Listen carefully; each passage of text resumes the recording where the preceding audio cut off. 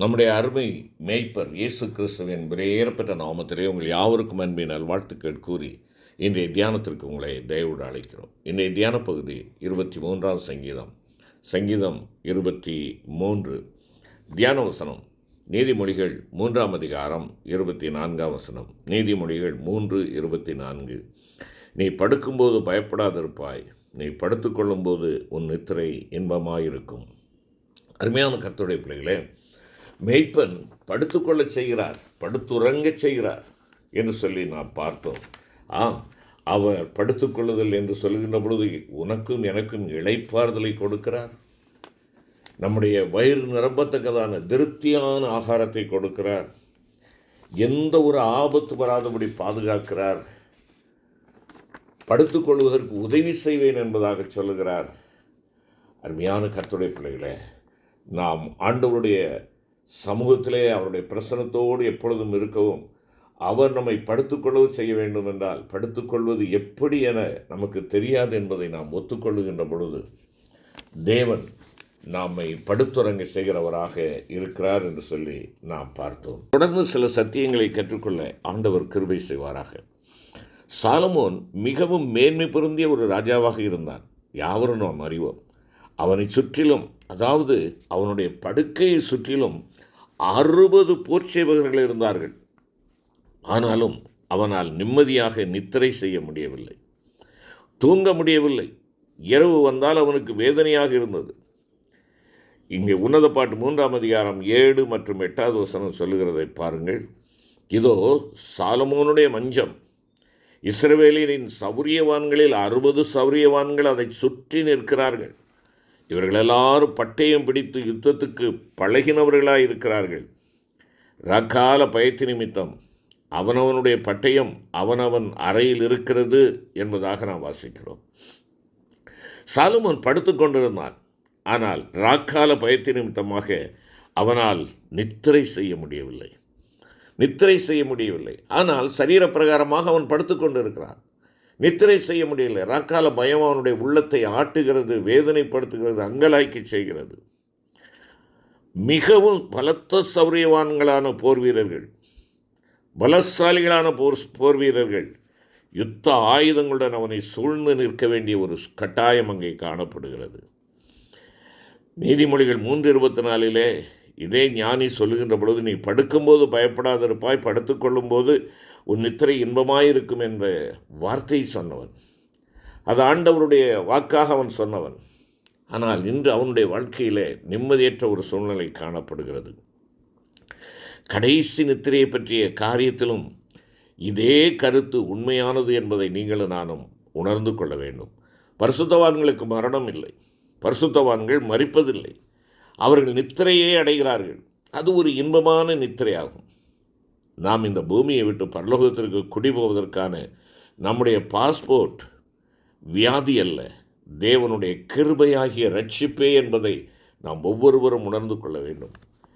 வேதம் சொல்லுகிறது, ஓசியா 2ஆம் அதிகாரம் 18வது வசனத்தில், அக்காலத்தில் நான் அவர்களுக்காக காட்டு மிருகங்களோடும் ஆகாயத்து பறவைகளோடும் பூமியிலே ஊறும் பிராணிகளோடும் ஒரு உடன்படிக்கை பண்ணி வில்லையும் பட்டயத்தையும் யுத்தத்தையும் தேசத்தில் இராதபடிக்கு முறித்து அவர்களை சுகமாய் படுத்திருக்க பண்ணுவேன். சுகமாய் படுத்திருப்பதற்கு எதிராக பிரச்சனைகளை கொண்டு வரக்கூடிய எந்த காரியங்களாக இருந்தாலும், அது எந்த வழியாக வந்தாலும் சரிதான். அது ஆகாயத்து பறவைகளாக இருக்கலாம், காட்டு மிருகங்களாக இருக்கலாம், ஊரும் பிராணிகளாக இருக்கலாம், வில்லையும் பட்டையும் எனக்கு எதிராக வரக்கூடியதாக இருக்கலாம். ஆண்டவர் சொல்லுகிறார், அத்தனையும் நான் முறியடிப்பேன், தேசத்தில் இராதபடிக்கு முறித்து அவர்களை சுகமாய் படுத்திருக்க பண்ணுவேன் என்பதாக குறிப்பிடுகிறார். நம்முடைய ஆவி தேவனில் இளைப்பாரி கொண்டிருக்கும் என்றால் நித்தியம் முழுவதிலும் நாம் அவர்கள் இளைப்பாரி கொண்டிருப்போம் என்பதில் எந்த சந்தேகமும் இல்லை. அவரும் நம்மில் இளைப்பாரி கொண்டிருப்பார். நம்மில் பல பேர் வாதாடி தர்க்கம் பண்ணி சண்டையிட்டு எரிச்சல் அடைவதன் காரணம் தெரியுமா? அது புறம்பே அவர்களுக்குள்ள பிரச்சனைகள் அல்ல, வெளிப்படையான பிரச்சனைகள் அல்ல. அவர்களுக்குள்ளே சமாதானம் அல்லது இளைப்பாறுதல் இல்லாதிருப்பது தான் காரணமாகும். உள்ளான வாழ்க்கையிலே அவர்களுக்கு சமாதானம் இல்லை, அவர்களுக்கு இளைப்பாறுதல் இல்லை, அமைதி இல்லை.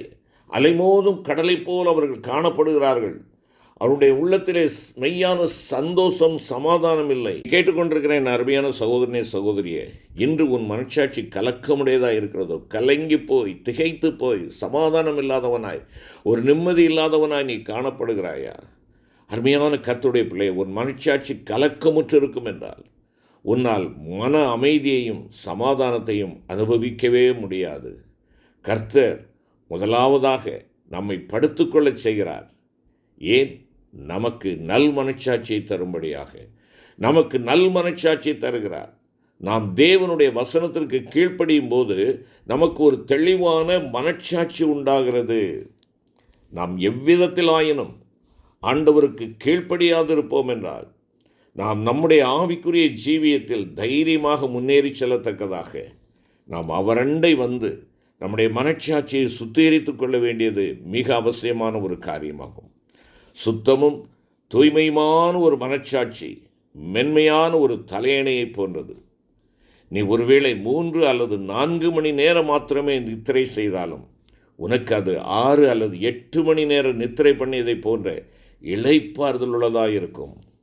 அருமையான கர்த்தருடைய பிள்ளைகளே, இன்று நான் எப்படிப்பட்ட நிலையில் இருக்கிறேன்? அலசடிப்பட்டு கொண்டிருக்கிற மனச்சாட்சி உடையவனாக நான் இருக்கிறேனா? இல்லைனால் நல் மனச்சாட்சி உடையவனாக நான் இருக்கிறேனா? ஒரு சகோதரன் கடற்கரைக்கு செல்கிறவனாக இருக்கிறான் என்று வைத்துக்கொள்வோம். அவன் கடற்கரைக்கு சென்று அங்குள்ள மணலில் படுத்திருந்து பின்பு இளம் வெயிலில் சற்று நேரம் இன்பமாக பொழுதுபோக்கிவிட்டு வீடு திரும்புகிறான். அதற்கு பின் அவன் நன்றாக குளித்துவிட்டு தூய்மையான ஆடைகளை அணிந்து கொண்டு தன்னுடைய சுத்தமான படுக்கையில் படுத்துக்கொள்ளப் போகும்போது தன் படுக்கையின் மேல் ஒரு மண் துகள் இருப்பதை கண்டால், ஒரு சிறிய மண் துகள் அங்கே இருக்க கண்டால் அவனால் அதை சகித்து கொண்டிருக்க முடியாது. தன்னுடைய வாழ்க்கையில் அசுத்தமாயிருக்கும் ஒருவனுக்கும் கர்த்தராகிய இயேசு கிறிஸ்துவின் இரத்தத்தினால் முற்றிலும் கழுவப்பட்டிருக்கும் ஒரு தேவ பிள்ளைக்கும் இடையே உள்ள வித்தியாசம் இதை போன்றது என்பதை நாம் அறிந்து கொள்ள வேண்டும். கடற்கரை மணலில் படுத்து கொண்டிருந்த போது அந்த மணலில் இன்பமாக பொழுதுபோக்கிய அந்த மனிதனைப் போல நம்மிலே பலர் தொலைக்காட்சியில் அவபக்தியான காட்சிகளை கண்டு ரசிப்பதிலும், ஆபாசமான புத்தகங்களை வாசிப்பதிலும், வலைதளங்களிலே சென்று வேதனை கொடுத்து புத்தியை சிதறடிக்கக்கூடிய காரியங்களையும் காண்கிறார்கள். அதில் இன்பம் காண்கிறார்கள். ஆனால் ஆட்டுக்குட்டியானவரின் இரத்தத்தினால் நம்முடைய நினைவுகள், நம்முடைய வார்த்தைகள், நம்முடைய கிரியைகள் யாவிலும் முற்றுமுழுமாக கழுவப்பட்ட பின்பாக, நாம் தலையிலிருந்து பாதம் வரை முற்றிலும் சுத்தமான பின்பாக ஒரு சிறு பாவத்திற்கோ அல்லது ஒரு சிறு அவபக்திக்கோ நம்முடைய வாழ்க்கையில் நாம் இடமளித்தாலும் அந்த மனிதனின் படுக்கையில் இருந்த ஒரு மண் துகள் அவனை தொந்தரவுப்படுத்தியது போலவே அது நம்மை எப்பொழுதும் அலட்டி கொண்டிருந்து நம்முடைய மன அமைதியை குலைத்துவிடும் என்பதை தேவ பிள்ளைகளே, நீங்களும் நான் உணர்ந்து கொள்ள வேண்டும். இன்றைய நம்முடைய நிலைப்பாடு எப்படிப்பட்டதாக இருக்கிறது? மன சந்தோஷத்தோடு இருக்கிறோமா? சமாதானத்தோடு இருக்கிறோமா? நீ கேட்டுக்கொண்டிருக்கிற அருமையான கர்த்தருடைய பிள்ளையே, நல் மனச்சாட்சியை உடைத்து விட வேண்டாம். நல் மனச்சாட்சியை நாம் போக்கடித்து விட வேண்டாம். நீங்கள் நானும் அப்படிப்பட்ட நிலையில் இருப்போம் என்றால் ஆண்டவரிடமாய் ஓடி வந்து, ஆண்டவரை நான் திரும்பவும் விழுந்து விட்டேன் சுவாமி, ஒரு விஷயம் என்னை தயவாய் மன்னியும் என்று சொல்லுவோம்.